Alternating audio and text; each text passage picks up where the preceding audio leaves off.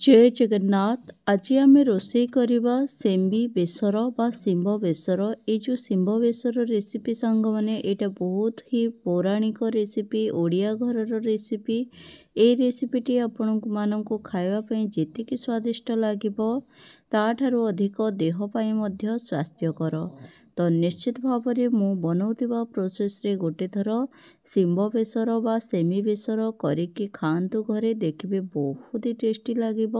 खास कर यहाँ सुखिला भात रे बहुत बढ़िया लगी थाए।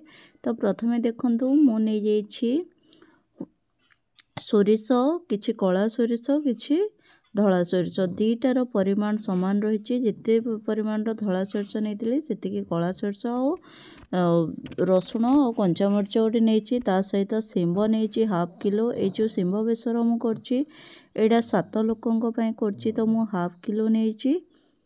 देखंतु ताकू कौन करवा शिंब को एमती 2 खंड करके काटी देकी सफा पानी रे धोईदबा और प्रेशर कुकर रे देईदबा। देखंतु मु केमती प्रेशर कुकर रे दे देछि देला परे सेतरे अल्प टिके पानी दबा। हमर शिंबटा को आमे टिके हल्का सिझेई दबा।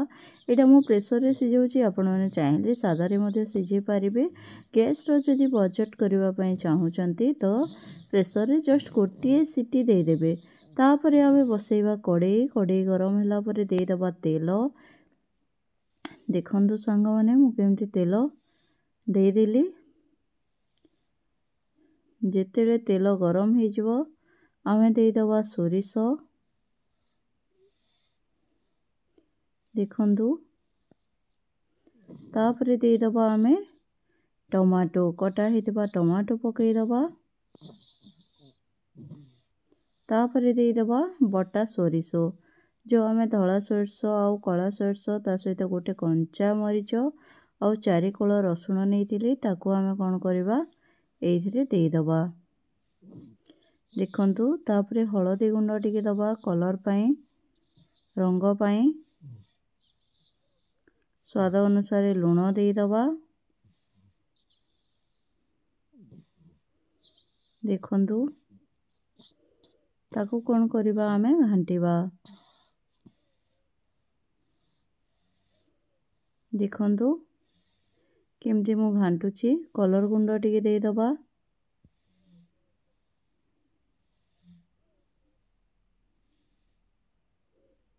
देखंतु सांग माने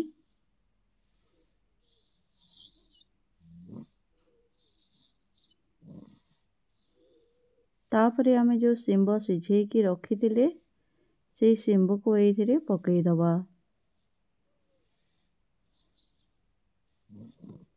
और ताकू एमती घांटीबा।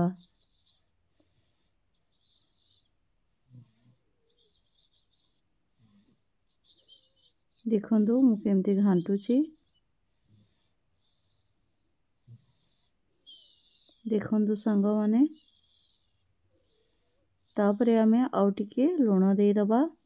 आउ मु नहीं जाइछि आंबुलटा बास्ना बहुत बढ़िया दे थाए। आउ टिके खटा खटा लागिले मध्य टेस्टटा बहुत भलो आसे। आमे कौन करवा शिंब और बेसर को एबे टिके फुटिबा पई छाड़ी दबा। देखंतु हमर रेडी हे गलानी शिंब बेसर। देखंतु तापरे आमे धनिया पत्र दे दबा।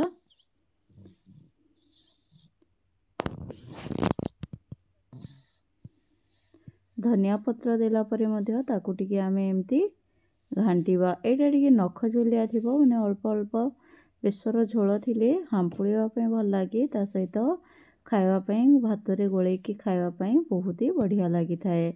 गरमा गरम सर्व करबा हमर शिंब बेसर बा सेमी बेसर। देखंतु एटा आखि को जिते सुंदर देखा जाउची पाटी को मध्य सेतिकी स्वादिया लागिथिला आउ स्वास्थ्य पई मध्य हमर शिंबटा बहुत ही बढ़िया है थाए। गोटे थर निश्चित भाव में घरे ट्राए करंतु और कमेंट रे जणांतु आपण मानकू शिंब बेसर केमती लागिला। पुणी देखा नेक्स्ट वीडियो रे। जय जगन्नाथ।